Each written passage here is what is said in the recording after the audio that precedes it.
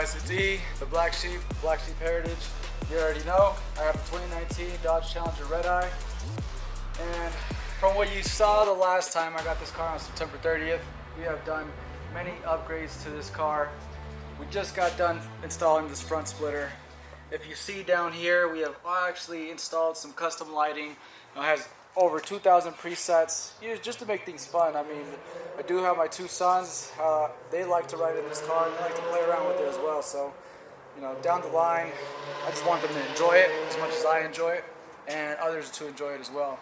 But if you look down close, I actually installed a custom badge right in the light right here. You'll see the Black Sheep, very minuscule, something that, you know, something that we like to pay attention to detail a little bit to showcase that, hey, we are the Black Sheep for a reason. That's what we stand for. We truly believe in it, and something we'll carry on towards, you know, down the line with our sons. But obviously, the most significant change went from white to a cherry red. Now, right now, it's probably looking black on the camera, but throughout the day, when the sunlight hits it, it'll go to a purplish hue. And with synthetic light, that yellow lighting, overhead lighting, it'll go to a dark cherry red. So it really depends, but I like it because it transitions throughout the day, and it almost makes it look like you have a new car throughout different times of the day. So as you already see, we added our trademark name, Bob Bob Boost. We have the Black Sheep to signify who it is driving. I mean, as I've already explained before, the Black Sheep is a mask that anyone could wear. It is a name that anyone could carry. Black Sheep have been here for far long before I or Alan. So we're just trying to carry that legacy, and we expect other people to carry that legacy as well. Well, as you can see, we installed this louvers, front and back, each window.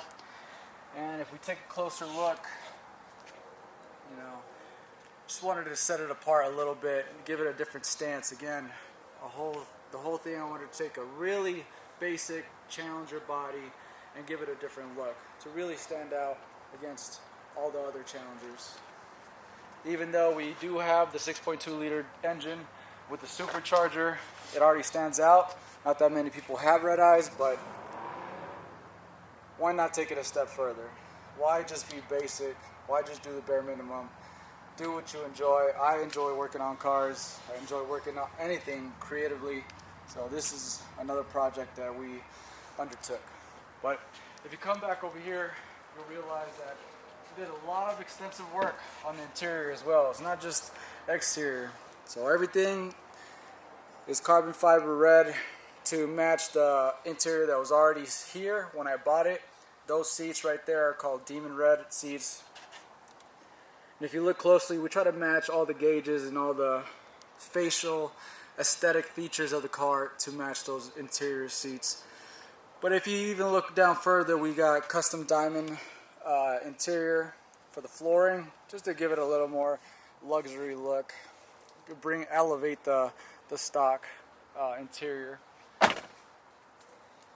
And then, as you already saw yesterday, we got new wider tires. Now, I'm gonna showcase the engine bay in a little bit, but these tires are meant to put down that power. I mean, from the factory, have 797 horsepower, but this has had extensive work, and we're currently at 1,022 horsepower to the crank. Obviously, for all my car aficionados out there, it's running about 929 to the wheels. But bigger tires, bigger rims. Those are actually replica rims from Dodge itself. Try to go a little bit better on the price point. As you already know, this is quite an expensive car already as it is. And, you know, for the show, I thought that would make all the difference. So now, you already see, we saw custom license plate and the diffusers right underneath that. I installed that myself.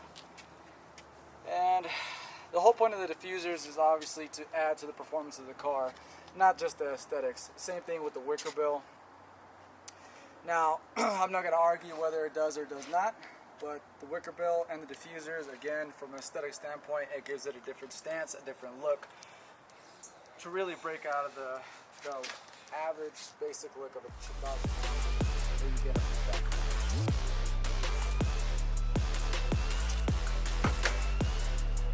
Alright guys, as I've already alluded to in many stories on Instagram and all the other social medias, it is not your basic Redeye. As you can see, you have the supercharger right there with the Redeye logo, just to prove that this is a Redeye, because I had a couple people, argue me this was a fake. Now, right off the bat, you can tell that I've done some amount of work to it just to get it to where it's at today. We have the Corsa Performance here, cold air intake. I went a little above and beyond and just actually accented that cold air intake with much of the color of the outside and gave some decals to the manifolds there. And a little bit about the car. As I've already mentioned previously, I ran quite a bit of electrical on this just to get that custom lighting. We do have other custom lighting coming, and it's going to be a whole grill to really make this car stand out in public. As I mentioned before in many other videos, I want to be able to share this achievement. It's been long coming. It's about 8 to 9 years. And what's the point of getting something and not sharing with the rest of your people? So beyond that, I will say that if any work that was required was extensive, I did not do. Now, I had the experts do it. The shop I worked with was SRT Auto Works, and we went with the Exotic Killer package. What is the Exotic Killer package? Well, as you already can tell from the name, the Exotic Killer package pretty much gets us to 1,000 horsepower, 900 to the wheels. I already mentioned the exact numbers previously. But, what is it? So 1,022, 929 to the actual wheels. Okay. And essentially what it is, it kills your stock exotic cars, because we already know a lot of people just end up going with the exotic just because it's a luxury vehicle. I go with vehicles that I enjoy, that I like from an aesthetic standpoint, and from like a historical standpoint. Dodge is one of those vehicles. And just much like Alan has taught me about the Supra is another one of those vehicles as well. Long-standing history. Doesn't matter who makes it, as long as it's made well and people can enjoy it. There's a lot of people within the community like to, No, I think one big thing about the car community, right? I'm a Toyota guy. You see the Supra, right there is my Tacoma, 4-wheel drive long bed, RAV4 over here, and then I got a Subaru STI in the back. But I think, a lot of the car community, especially back then, if you're Dodge, you stick to Dodge, Toyota, you stick to Toyota, blah, blah, blah. At the end of the day, it's about appreciating all cars. I wasn't into muscle cars until, I met you, and then today I got to drive this bad boy, and this thing is something else. A lot of people that are outside the Dodge community hate on the SRTs because they're heavy, because they're, they call them Titanic boats, they're ships, blah, blah, blah. But at the end of the day, this car with 1,000+ horsepower under the hood, even with the weight, is ridiculously fast. And I've been in a lot of fast cars, a lot of fast imports. And this car right here is no joke. So, I think the car community needs to understand that you got to appreciate all cars. 4-cylinders, yeah. Hondas, Toyotas, Nissans, Dodge, Mustangs. Yeah, appreciate all builds. Corvette, Chevy, you got to appreciate them all because they all have a unique, they all come differently engineered. They all have their pros and cons. Exactly. Like my car's a lot lighter than yours, but it's really, really fast because of how balanced it is. This car here is just about power, right? They didn't really give a shit about the weight. They kept it heavy, and they still don't give a shit about it because this thing still flies. Well, they didn't give a shit about the weight because they wanted to hold true to the historical body of a Challenger. Yeah. And that's one of the things that I appreciate. I mean, I come from a long muscle car history, and one of the things I like, one of my first muscle cars I actually enjoyed was a 1967 and 1969 Ford Mustang. That body style to me is beautiful. Now it doesn't have all the nice gadgets that we have now, but for a simplistic, it's just classy. It's just a classy car that you can't go wrong with. I mean, everyone appreciates that car for its look, and even though it may not have a whole lot of power, back then that was a lot of power. Yeah. And much like how Alan was saying, we're dynamic. We don't like to box ourselves in. We like to, branch out and enjoy and learn from other communities. It is not just us. We're not. It's not. We're not. We're not the only ones living on this planet. No. There's all types of different cars out there, different Different cars, interests for different people, and different, some people like lowriders, right? Those aren't really for speed. They're more about aesthetics, about just showing off the culture, that type of thing. You got to appreciate them all. So. Exactly, and that's a very good point. I mean, lowriders are a culturally embedded vehicle because, as we know, those vehicles may not cost a lot at the very beginning, but they end up at shows. Yeah. And it's about the culture. It's about the family. It's about the culture. Part. I don't like to say family, yeah. but but the paint job on them lowriders though, they get very creative. Yeah, they go to another level with the designs and shit. When we're talking about back into history, the Zoot Suit riots. L.A., Oakland refusing to play as segregated states. That's a lot of the Latino culture, and that, in and of itself, did not derive from money. It derived from the culture, the music, the art. And people enjoyed that, loved that, and it just blew up from there. And people got more like everything else in the car community. It got better, Yeah. This back in the '60s was running 300 or 400 horsepower. Now we're up to thousands, and that's quite common within car communities to have 1,000 horsepower vehicles. Whether it's Supras, whether it's Dodge Challengers, whether it's a Tacoma, it doesn't matter. You can build them. The biggest point here that we're both trying to take away is enjoy what you enjoy and respect other people as well. Enjoy and broaden your horizon. Yeah, get into other cars and experience. Maybe if you're a domestic guy, get in a Japanese car. If you're a Japanese car guy, get in an American car and appreciate each other's different cultures and backgrounds and engineering and have fun with it. And I think that's the main point. Yeah, but I think we should go to the back and check out what Homeboy's doing in the back in a bit. Before let's get we forgot to we kind of started getting a little philosophical. True, yeah. But let's get back into the actual package, the Exotic Killer package. Again, we have a 2.75 pulley here, and a ATI 10% dampener down below. We have 1,300 fuel injectors, and if I recall, as we already know, we did a E85 tune on this with a HP tuners, unbroken PCM. All in all, not a whole lot of work done, but for a 797 horsepower vehicle from factory to get to 1,000, it's quite of an achievement without putting too much of a burden on the actual vehicle. Yeah, it's amazing that this is a stock engine. But don't get it twisted, y'all. If y'all don't know what a Redeye is, it's basically a cross between a Hellcat and a Dodge Demon. So this thing has a Demon engine. It has Demon brakes. Demon brakes, right? Yep. And Demon suspension. So the only difference is the engine comes untuned, right? It's not a Demon tune. But of course, he mentioned that this thing has the exotic package from what shop? SRT Auto Works. SRT Auto Works, They did all the heavy lifting, as you already know. I'm going through school, and I have function to work on Black Sheep and do my regular day job at Palo Verde Nuclear Power Plant, which is very, very, requires a lot of my time. So time is of the essence, but I always try to, branch out whenever I can. But since hearing of SRT Auto Works, I was like, okay, let's see what they can do. And sure enough, they did not disappoint. They're the new kids on the block in the car communities.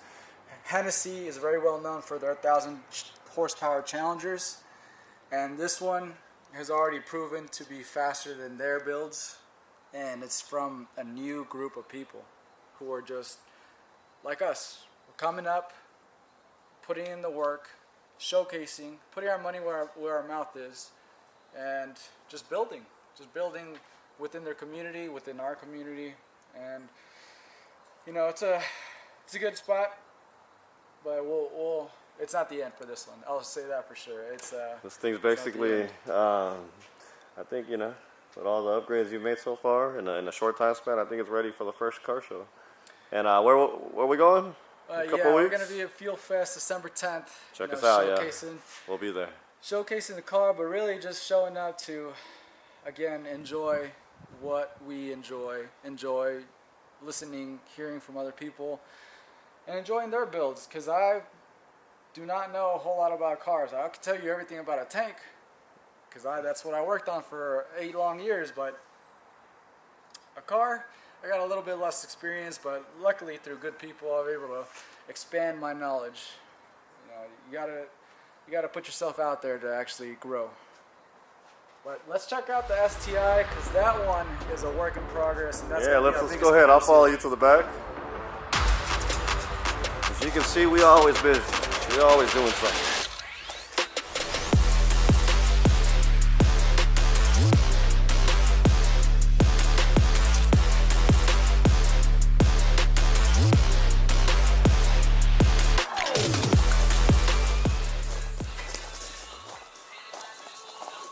So we got family in town. This right here is the Baba Boost mechanic. He's got how many years of experience again? 24 years. 24 years of experience. As you can see here, this guy's going ham on the Subaru. He is taking literally everything out. Yeah. And what we're really checking here is this turbo, right? We had, like I mentioned in the other video, we have some type of idle or boost issue. There's like a boggling when I go from 0 to around 4,000 RPM. So we're gonna take the turbo off. We're gonna check the shaft play. The car has 140,000 miles, but like I said, we're trying to bring this thing back to life and get it back to the level of the Redeye and the Supra. We sanded this thing down. Look at that. It is all-wheel drive, so that's all you know. That's a definitely advantage. Well, definitely, I don't know about as fast as them, but I'm talking about like looks wise. Let's get it back to looking beautiful. But beyond that, let's tell the people, those who aren't mechanically inclined like myself, what has been taken out, because I was here this morning and it looked like it just rolled up, and now it's missing so many parts. So what did you take out so far? So far we got the air filter, heat shield, cover, the intake tube, vacuum hoses, the battery, the washer bottom reservoir, the coolant reservoir, the hood count. We got the intercooler over here. We got the strip bar up here. You put it in work, huh? A lot of stuff, yeah.